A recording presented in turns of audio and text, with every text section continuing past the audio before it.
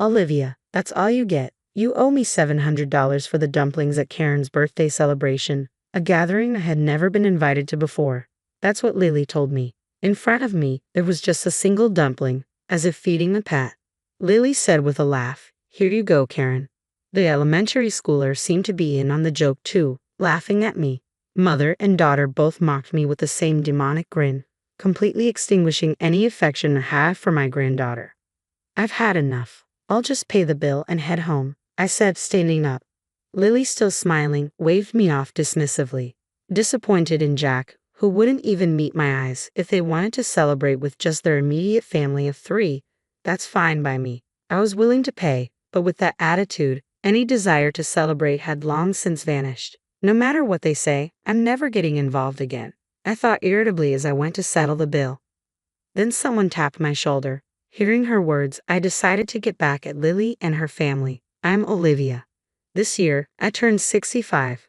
Blessed with children, I've led a normal life, though my husband was always focused on his work and not much of a talker. I believed we had a good relationship. I thought my life was without major upheaval. But there was one thing that troubled me. Lily, my eldest son's wife. I understand that it's common for wives and mothers-in-law to not get along. However, Lily's attitude of treating me as an enemy just for being the mother-in-law was causing me trouble. "Olivia, you're always free at home, right? Let me do you a favor and take care of your cute grandchild." "Lily, I have plans today. I told you I can't do last-minute favors, remember?" "I never heard that. Maybe you just think you told me." I never knew what set her off. But Lily always had a harsh attitude towards me. She'd call suddenly or come over unannounced, dumping tasks on me without caring about my plans. Even if I helped, she'd never thank me, saying a parent should naturally do that much. But if I refused, she condemned me as some terrible villain. Lately, I've been finding excuses not to comply with her demands, yet Lily would confront me, labeling me as a heartless person, accusing me of treating her poorly, or not loving my grandchild. Lily seemed to truly despise me. The final straw was when Karen, my granddaughter, started elementary school, and I was taking care of her after school. "Grandma, you're mean to Mom, aren't you?" Karen's words caught me off guard. "What? No, why would you say that?" "That's what Mom says." "You always lie and say you don't," Karen replied, tears welling in her eyes. Apparently, Lily had been telling Karen that I was mean to her, and I was confronted with such accusations from Karen. I had no idea what she was talking about and tried to get the details from Karen. But Karen, seemingly taking Lily's words at face value, just kept calling me a liar, making it impossible to have a conversation. I couldn't understand why Lily would manipulate such a young child to dislike me. With no idea what to do or what was even happening, I was at my wit's end. When I talked to my husband, his response was dismissive. "She's a child. She probably doesn't understand yet." He didn't seem too concerned. Consulting my eldest son, Jack, was no better. His cold reply was, "Handle your own problems." Probably just tense around the mother-in-law, worrying about being ordered around because she's the wife. I would never do that. It's unbearable being targeted with such hostility. So what am I supposed to say? Should I tell her to be nicer to Mom? If I do that, it'll look like I'm siding with Mom, and things will become even more strained between us. It's not about taking sides. If she dislikes me, I want to know why. If she wants nothing to do with me, she should keep her distance. Try to understand how it feels to be reluctantly asked for favors. She's the mother of your beautiful grandchild. Mom, can't you just compromise a little? Jack's policy of non-intervention always seemed to side with Lily, no matter how much I pleaded. It felt like he was just brushing me off, telling me to endure it. At times, I couldn't help but vent to my close friends about these issues, yet their responses were always something like, "That's how sons' wives are." And I continued to struggle without finding a solution. Even when advised to keep my distance, it was always Lily who initiated contact. Whether I listened to her calmly or subtly rejected her, I found myself at a loss dealing with an unsatisfied Lily. During this time, I was informed by Lily about celebrating Karen's 10th birthday at a famous Chinese restaurant. Despite sending gifts for every celebration, including birthdays, I had never received a word of thanks from my eldest son's family. Instead, I was met with remarks like, "Olivia, you have no taste. It's better if you just give us cash." Naturally, I had never been invited to any of their celebration gatherings. After being told not to interfere with family events, I had refrained from getting involved. Karen's birthday celebration is at her favorite Chinese restaurant. You're coming, right, Olivia? Lily's invitation made me suspect something unpleasant. Still, if I didn't go, I would surely be blamed for not attending my granddaughter's birthday. After much thought, I decided to attend the celebration, although I had a bad feeling. Part of me hoped that maybe they were trying to mend our relationship. If my suspicions turned out to be true, I would stop involving myself with them. With that thought, I went to the Chinese restaurant on the appointed day. But as expected, my faint hope was immediately betrayed. Lily and her family, waiting for me, looked at me and sneered with malice. Look, there's shark fin soup, Karen's favorite. Since Grandma is paying today, let's eat a lot, Karen exclaimed with excitement. When I expressed my surprise, Lily burst out laughing as if greatly enjoying herself. Initially, I had thought it wouldn't be a problem to pay for the meal, considering it was to celebrate Karen's 10th birthday. However, Lily's declaration as if it was a given, even before I'd offered, took me by surprise. You're not planning to eat without paying, are you, Olivia? How brazen, Lily remarked. I never had such intention, but Lily could have at least mentioned the cost beforehand. What? I told you in advance. Don't blame others for your forgetfulness. It's true what they say about memory loss in old age, Lily retorted with sarcasm, making me realize that what I had hoped for was never going to happen. I decided to eat quickly and leave. As I was about to enjoy the delicious-looking dishes laid out before me, something happened. Hey, what do you think you're doing? Lily snapped as I reached for one of the expensive-looking dishes. She slapped my hand away, her gesture akin to scolding a child for a mistake. Sweating with uncertainty, I wondered if I had done something rude, but seeing me flustered, Lily laughed mockingly and said something outrageous. Today, Olivia, you're just the wallet. So no eating, Lily declared. What, Olivia, did you really think you were invited for Karen's celebration? It's obvious you're here to pay the bill. That's right, pay up. Be grateful we even let you sit at the table. Don't even think about touching the food, Karen joined in, insulting me. Seeing this, Jack turned his face away from me and said nothing, in a situation with no allies. My heart felt like it was being squeezed. I sighed, unable to find a solution to the relentless harassment. Feeling sick, I even started to think about just going home. Then, as if struck by an idea, Lily dropped a single dumpling onto my empty plate. Well, can't be helped, I guess. You can eat that much, Mom, she remarked, tauntingly. A single dumpling? Olivia, that's all for you. You owe $700 for that dumpling, Grandma, Lily continued, her tone laced with sarcasm. That's so lame, even Karen, a grade schooler, joined in, laughing at me. Their demonic smiles, mother and daughter alike, mocking me, extinguished any affection I had left for my granddaughter. This was the moment I decided to cut ties completely. I didn't feel like celebrating her birthday anymore, but as a severance it was a small price to pay. I've had enough. I'll pay the bill and leave first, I declared. What? You're leaving already? Thanks for the meal. Please just leave me alone from now on, Lily responded dismissively. I was disappointed in Jack, who wouldn't even make eye contact until the end. No matter what was said, Jack wouldn't reprimand Lily or even Karen. Trying to contain my intense anger, I went to pay the bill. As I approached the cash register, the flustered owner appeared. Dear customer, I'm sorry, but the course meal is still ongoing. Could you please wait a little longer? I'm sorry, but I need to leave now. Can I just pay the bill first? I replied, feeling impatient. Didn't you like the food? The owner asked, puzzled. The dumpling was delicious. Just the dumpling.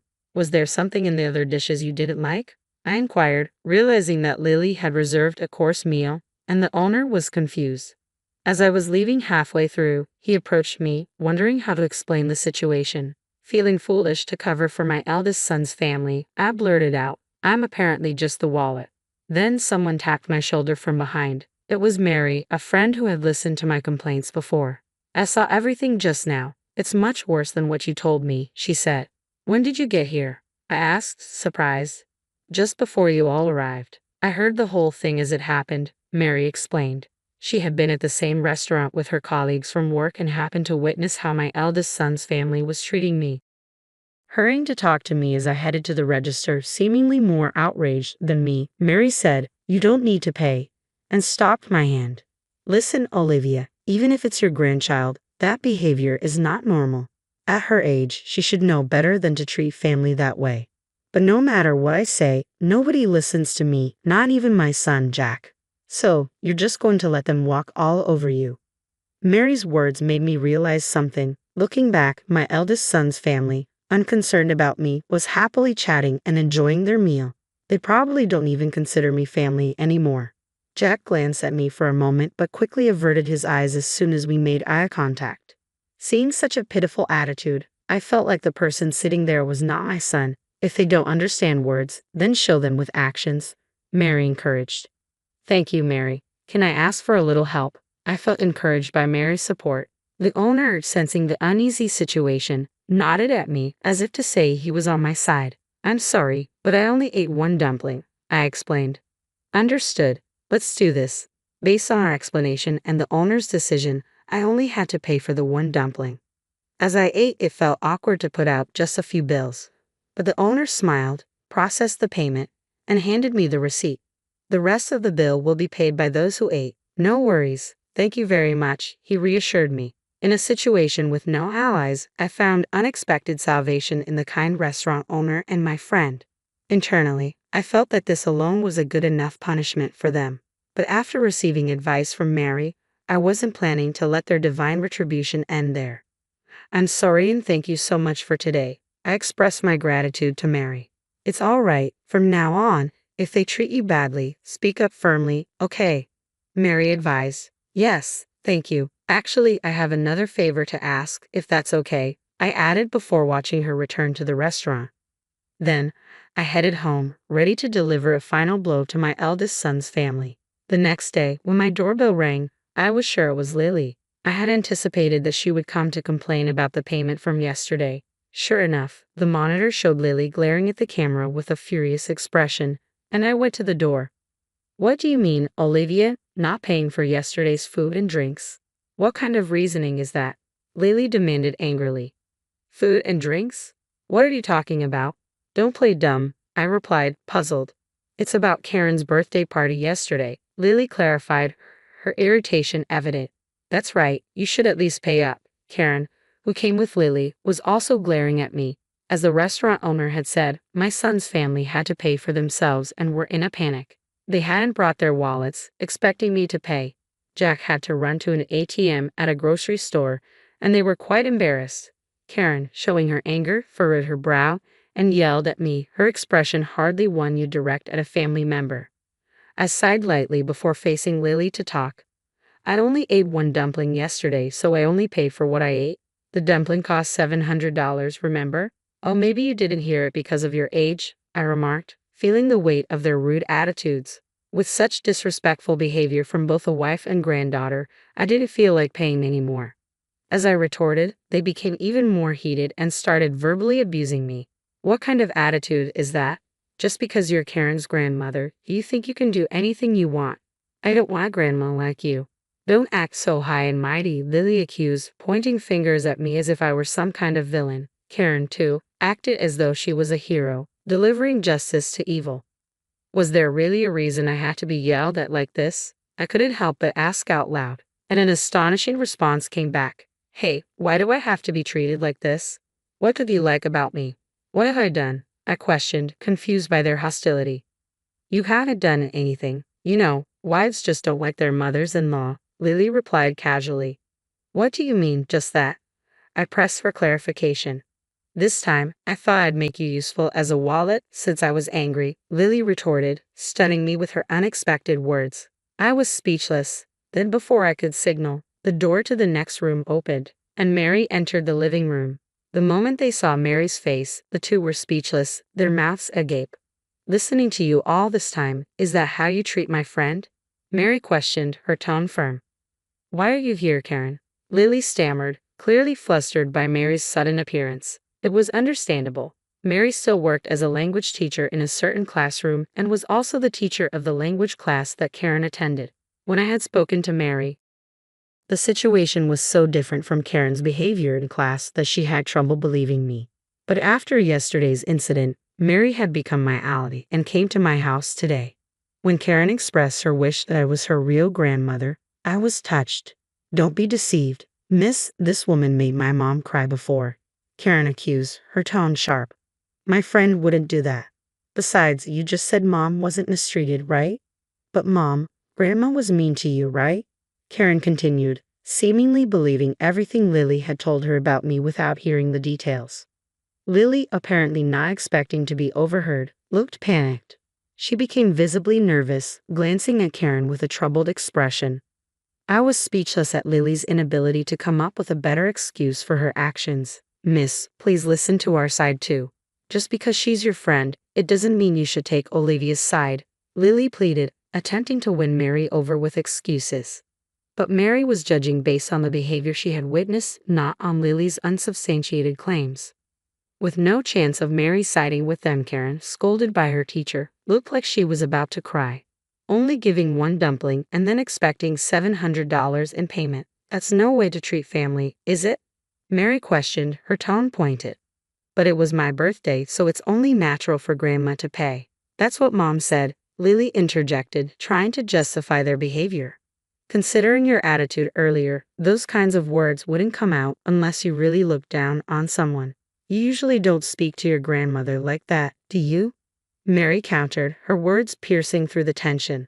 Shocked by her favorite teacher's words, Karen seemed deeply affected. Seeing Karen's reaction, Lily, while still glaring at me, was at a loss for words. It wasn't a complaint, it was the truth. I just happened to see what was going on. Well, I won't forgive you, Olivia. Don't think you can see your granddaughter again, Lily declared angrily. Fine by me, I'd like to ask the same. Don't involve me anymore, I retorted. Lily left, pulling Karen's hand and looking resentful. As I watched them leave, I finally let out a sigh of relief. Seeing this, Mary patted my back. After all that, they won't be able to act so arrogantly anymore. Thank you, Mary. Sorry for always relying on you. I express my gratitude. It's fine, Olivia. They wouldn't listen to you, right? With that attitude, it's no wonder, Mary reassured me, her cheerful demeanor saving me. I was able to cut ties with Lily and her family. It's a shame I couldn't say anything to Jack, but I don't expect to hear anything more from Lily. Seeing the usually confident Lily taken aback cleared the frustration I had been carrying. However, apparently Lily and Karen got into an argument because Lily had lied to Karen about me, leading to Mom made the teacher dislike me. Karen still couldn't be appeased, and Lily called me to complain.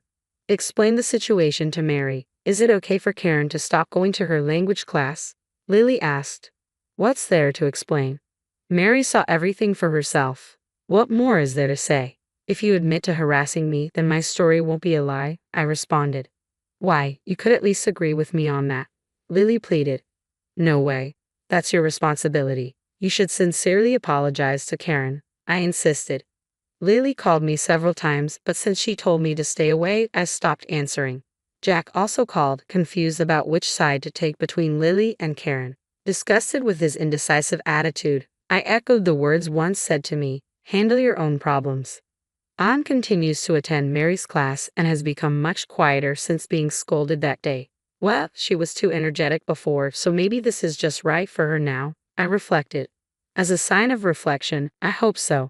Don't worry about it, Olivia. As a teacher, I'll keep an eye on her, Mary reassured me.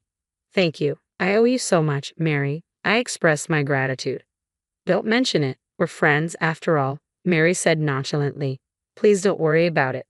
I couldn't help but feel grateful to Mary. Next time, I plan to go out with Mary and finally enjoy the Chinese meal we missed.